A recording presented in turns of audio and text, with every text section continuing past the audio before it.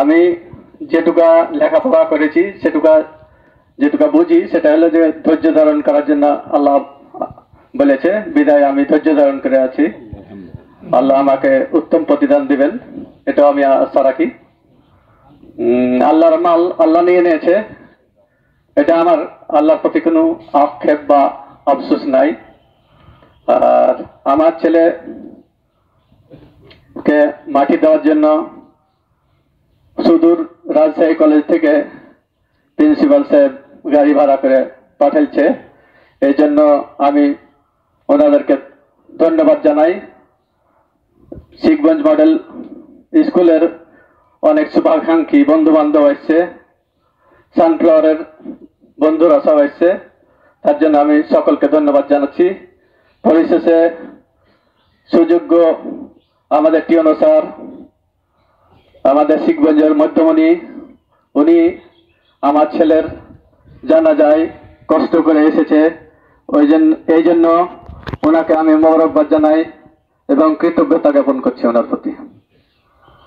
আমার ছেলে মোটামুটি 2001 সালে জন্মেছে, সেই হিসেবে 24 বছর পার হয়ে গেছে। তো আমার ছেলে বলে আমি বলছি না, আমার ছেলে অত্যন্ত ভদ্র, নর্ম এবং অমায়িক, এক কথা সর্বগুণে গুণান্বিত। জাস্ট সে নামাজের প্রতি একটু অনীহা ছিল আর কি। তো আল্লাহ নামাজের জন্য মাফ করে দিবে, যেহেতু মানুষের সাথে আচরণ আমার জানা মতে খুবই ভালো করেছে, যেটা আমরাও হয়তো করতে পারিনি। তো আমার ছেলের জন্য আমি সকলের দোয়া কামনা করছি, আর ছেলেকে আল্লাহ যাতে মাফ করে দেয়, আপনারা সকলে কাজ দিলে দোয়া করবেন। এবং সেই সাথে আমি আর একটা কথা বলছি, ছোট ছেলে কারোর সাথে লেনদেন নাই, যেহেতু তার চাওয়া পাওয়া খুব সামান্য ছিল। আমার সাথে কোনো লেনদেনের ব্যাপারে কোনো বাইনা আমাকে কোনোদিন করেনি। ঈদ বকরা ঈদ কোনো ঈদে এসে জামা কাপড় আমার কাছে চাইত না,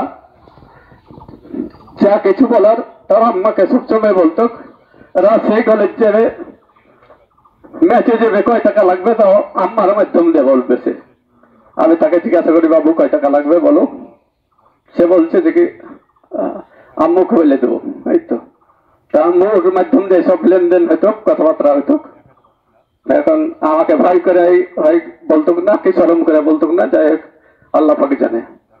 তো আমি আর অনেক কথা বললাম, আপনাদের সকলের দোয়া কামনা করছি, আল্লাহ যাতে তাকে শাহাদাতে নসিব দান করে এবং শাহাদাতে মৃত্যু তার ফায়সালা করে দেয় আল্লাহ পাক।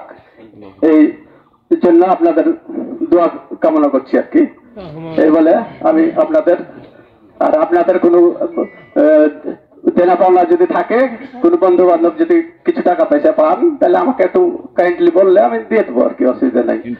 হ্যাঁ, আর আপনারা দয়া করে আমার ছেলেটাকে কাজ দিলে মাফ করবেন। যদি কারো কিছু ক্ষতি করে থাকে বা কোনো ভুল ভ্রান্তি করে থাকে, তাহলে কাইন্ডলি একটু মাফ করলে ভালো হয় আর কি।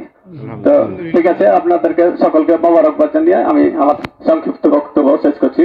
আসসালামু আলাইকুম ওয়া রাহমাতুল্লাহি ওয়া বারাকাতুহু।